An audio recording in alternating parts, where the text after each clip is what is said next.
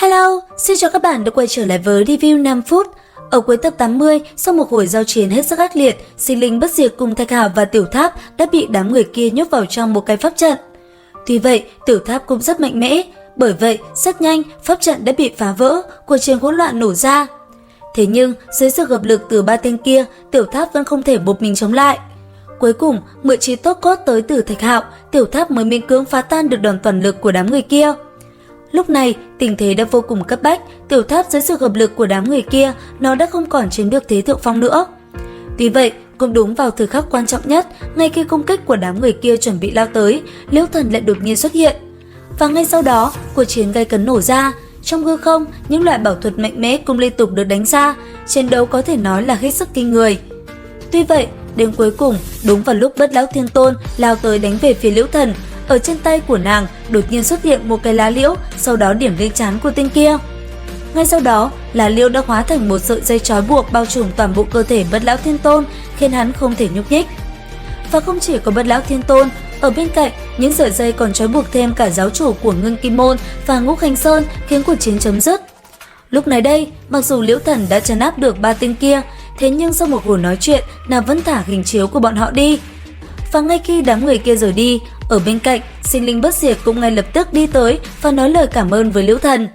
Thế nhưng ngay sau đó, Thạch Hạo lại dường như cảm ứng được một điều gì đó về Sinh Linh Bất Diệt. Vì vậy, anh ấy cũng liền hỏi Liễu Thần về sự thay đổi này.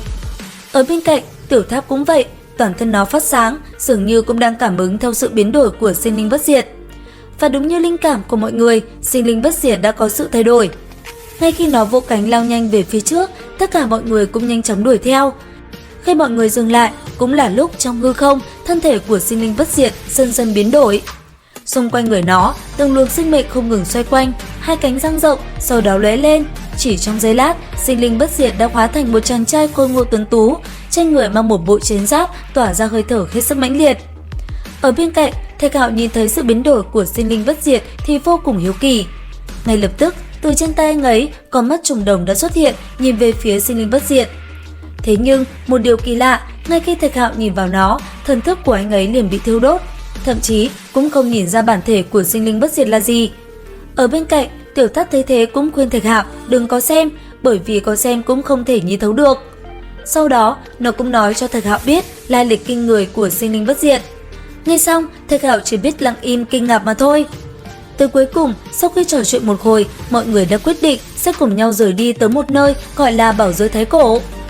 Tuy vậy, ngay khi tới đó, Tiểu Tháp và Sinh Linh Bất Diệt đã liền đi vào trong thế giới hỗn độn, để lại một mình Thạch Hạo ở lại Bảo Giới Thái Cổ.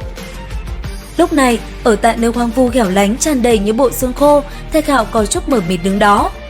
Thế nhưng, ngay khi anh ấy còn chưa kịp làm gì, thì ở phía xa, một con kim mô đột nhiên đã vọt qua đầu, khiến Thạch Hạo cảm thấy sợ hãi, liền phải che giấu khí tức của bản thân mình lại.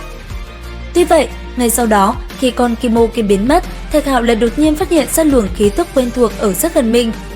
Nhanh chóng đi tới, Thạch Hạo liền nhìn thấy ở phương xa, một cuộc hỗn chiến đang diễn ra. Lúc này, ở dưới mặt đất, một vài thiếu niên thiên tài tới từ thượng giới đang bị một đám quạ đen lao tới, tấn công hết sức mãnh liệt. Và cuối cùng, sau một hồi quan sát, Thạch Hạo cũng hiểu được, thì ra đám người này đang thăm dò tổ địa của tộc Kim Mô và Hỏa Nha. Giờ khắc này đây, cuộc hỗn chiến diễn ra hết sức ác liệt. Trong hư không, từng loại bảo thuật mạnh mẽ như chân long cùng chu tước xuất hiện kín trời. Thế nhưng, dưới sức lực của một vài nữ nhân tới từ thượng giới, bọn họ vẫn không thể chống đỡ nổi hỏa diễm tới từ vùng đất kia. Bởi vậy, quân nàng nóng bỏng có tên Hồng Hoàng đã bị đánh cho ngã nhào. Thế nhưng, đúng vào thời khắc công kích lao tới người nàng, thì đột nhiên Thạch Hạo lại lao tới đứng chắn trước người nàng, khiến ánh mắt nàng nhìn Thạch Hạo không dứt.